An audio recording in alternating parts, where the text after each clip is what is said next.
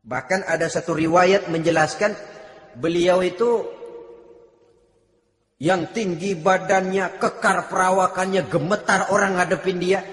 Tapi beliau sendiri sangat mudah gemetar kalau sudah mendengar ayat-ayat Allah. Sehingga ada satu riwayat menjelaskan Sayyidina Umar itu setelah masuk Islam, kalau sholat kadang-kadang bila menoleh ke kanan beliau senyum, bila menoleh ke kiri beliau menangis berurai air mata.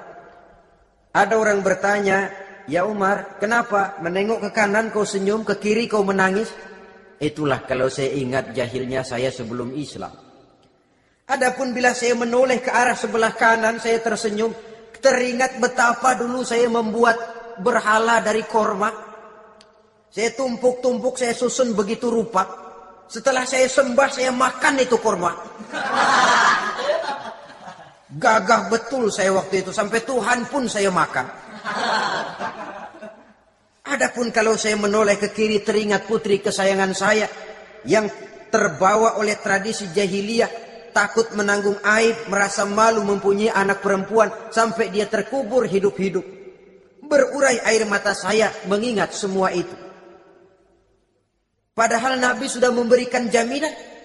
Sebab saudara jangan lupa, orang kafir masuk Islam, dalam Islam itu dihitung dari bayi lagi. Dari nol, itulah untungnya.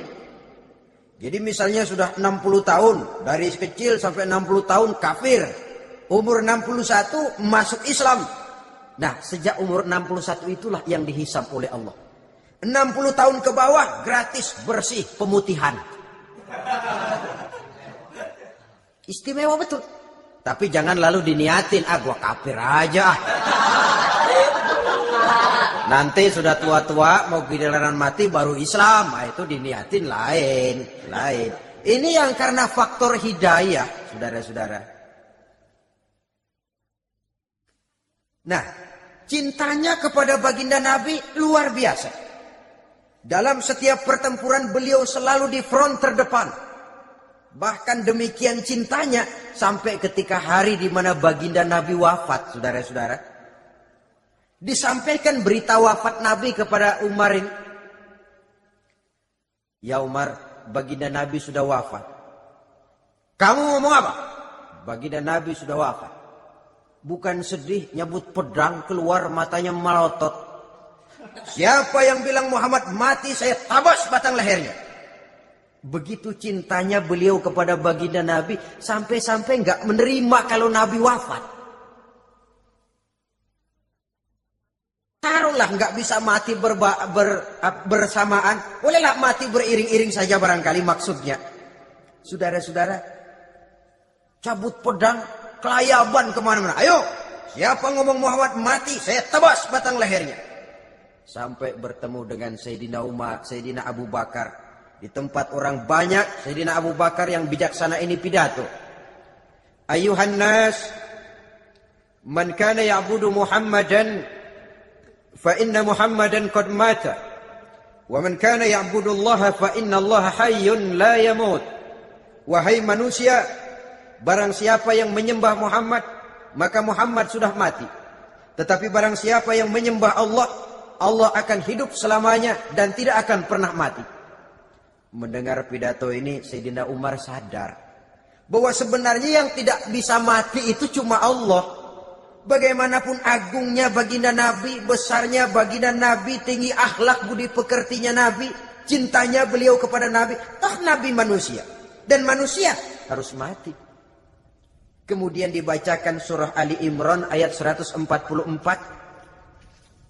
"Wa ma Muhammadun illa rasul qad khalat min qablihi rusul afa immata aw qutilan qalabtum ala aqabikum." Muhammad tidak lain daripada manusia, telah datang kepadanya rasul. Apakah jika ia mati engkau kembali menjadi murtad atau mundur ke belakang? Mendengar ayat ini dibacakan, Sayyidina Umar sadar, berurai air matanya, menangis dalam kesedihannya. Ini cintanya yang demikian tinggi kepada baginda Rasulullah Sallallahu Alaihi Wasallam. Begitulah seluruh kesalahan yang dia lakukan pada saat sebelum dia masuk Islam, berusaha dia tutupi dan dia tebus dengan segala kebaikan, pengabdian, perbuatan soleh setelah dia masuk Islam. Sehingga diajarkan oleh baginda Nabi, ittaqillaha haitsu ma kunta wa atbi'i sayyi'atal hasanata tamhuha wa khaliqin nasa bi khuluqin hasanin. Bertakwalah kamu kepada Allah, kata Nabi, dimanapun saja kamu berada. Jadi takwa tidak kenal tempat. Dimanapun saja kamu berada, bertakwalah kepada Allah. Di rumah takwa, di pasar takwa, di kantor takwa, di tengah orang banyak takwa, pada waktu sendirian takwa. Ittaqillaha haitsu ma kunta. Bertakwalah kau kepada Allah dimanapun saja kamu berada. Jangan takwa pakai tempat. Di masjid takwa, di kantor nyolong. Itu tidak haitsu ma kunta. Yang diajarkan oleh Nabi, dimanapun kamu berada, bertakwalah kepada Allah. Wa atbi'i sayyi'atal hasanah tamhuha. Dan iringi perbuatanmu yang salah dengan kebaikan. Jadi kalau satu saat terselip kita berbuat salah, cepat iringi dengan kebaikan. Tamhuha, dengan harapan kebaikan yang kita kerjakan akan menutupi dosa yang terselip kita lakukan. Ngomongin orang, astagfirullahaladzim, banyak istighfar. Istighfarnya mudah-mudahan bisa nutupin dosa karena ngomongin orang. Tapi jangan lalu tambal sulam. Ngomongin orang istighfar, terus ngomongin lagi istighfar lagi. Itu tentu tidak bisa dengan cara begitu. Barangkali terselip pernah mengambil harta orang tanpa alasan yang hak, imbangi dengan rajin sedekah misalnya. Barangkali pernah menyakiti hati orang, imbangi dengan perbuatan yang bisa menyenangkan hati orang lain. Itu namanya mengiringi perbuatan yang bersifat salah dengan kebajikan. Ini yang dilakukan oleh Sayyidina Umar. Setiap pelosok hampir dia datangi. Tempat-tempat di mana dia pernah melakukan kesalahan sebelum Islam, di sana dia tegakkan kebajikan dan kebaikan. Kegagahannya, keperkasaannya, keberaniannya sepenuhnya bulat-bulat sudah diwakafkan untuk kepentingan Islam. Saudara hadirin yang saya hormati, diperlukan orang-orang yang punya keberanian macam Sayyidina Umar. Berani karena panggilan hidayah, bukan berani babi. Babi berani juga babi, cuman nyeruduk. Artinya berani yang tanpa pertimbangan. Berani yang tanpa pertimbangan pada akhirnya akan menyulitkan kita sendiri. Beliau gagah, beliau berani, beliau punya kekuatan, beliau punya wewenang, dan itu dimanfaatkannya untuk menjadi backing baginda Nabi kita Muhammad sallallahu alaihi wasallam. La takhrujanna wa la nakhrujanna ma'ak ya Rasul. Rasul, keluar, sampaikan dakwah secara terbuka. Saya akan mendampingi Tuhan. Jika ada yang ganggu Tuhan, saya paling depan. Backing yang mendampingi Rasul untuk menyampaikan risalah Islamiyah ini. Saudara hadirin yang saya hormati, wa khaliqin nasa bi khuluqin hasanin, kata Nabi. Dan pergaulilah manusia dengan akhlak yang baik, karena dengan ini kau bisa mengambil hati orang. Dalam hadis lain katakan, innakum la tas'una an-nasa bi amwalikum walakin yas'uhum minkum bastul wajhi wa husnul khuluq. Kamu tidak akan bisa menyenangkan orang banyak dengan hartamu, tapi kamu bisa ambil hati mereka dengan budi pekerti yang luhur dan muka yang manis. Dengan harta belum tentu kita bisa menyenangkan semua orang, tapi budi pekerti yang luhur, muka yang manis, itu yang akan bisa membuat kau menyenangkan orang banyak.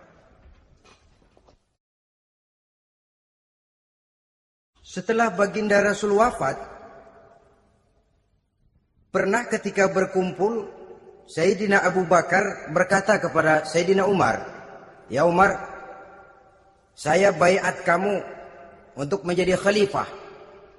Jawab beliau, "Sayalah yang akan membaiat Tuan. Tapi Anda lebih utama dari saya, Umar. Keutamaan saya akan saya berikan kepada Tuan untuk mendukung kekhalifahan Tuan." Di sini kelihatan wataknya yang tidak ambisius. Gagah, berani, perkasa tapi tahu diri, nggak nyelonong, tidak menggunakan kekuasaannya, kegagahannya untuk maksud yang sewenang-wenang.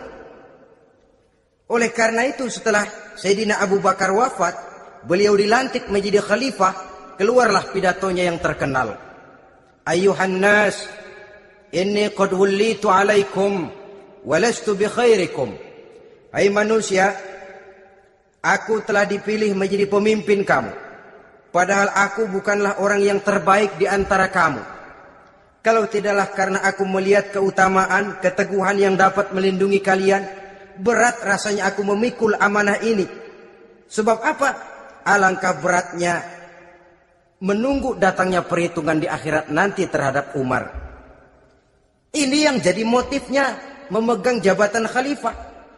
Sungguh berat bagi Umar menunggu datangnya saat perhitungan. Sehingga seolah-olah kalau bisalah jadi Umar bin Khattab saja, jangan jadi khalifah kalau bisa.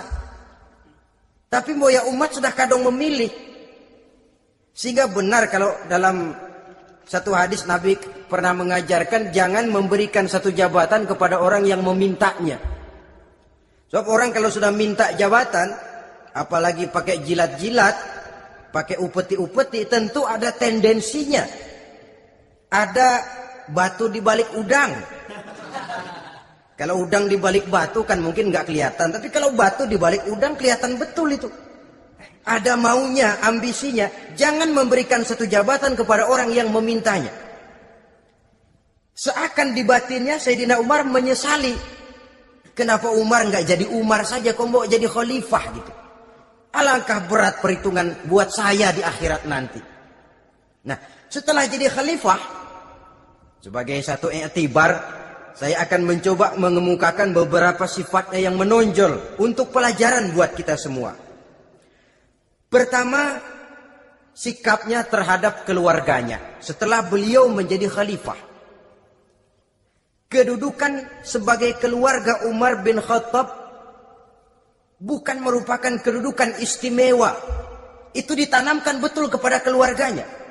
Jangan karena bapakmu khalifah, lalu mentang-mentang anak khalifah kau merasa dapat fasilitas, merasa bisa berbuat semau-maumu, kau harus punya tanggung jawab dan beban moral, memberikan contoh yang lebih baik kepada rakyat. Ini yang ditekankan kepada keluarganya. Kalau beliau mau mengeluarkan undang-undang, undang-undang itu lebih dahulu dibicarakan di tengah keluarganya, kumpul anak-anaknya. Ini akan ada undang-undang begini. Siapa di antara kalian mau mentaati, persilahkan. Yang tidak pun persilahkan. Tapi saya ingatkan, kalau ada dari keluarga Umar yang melanggar peraturan yang saya keluarkan ini, saya akan menghukumnya 2 kali lipat karena dia keluarga saya. Menghukumnya 2 kali lipat karena dia keluarga saya.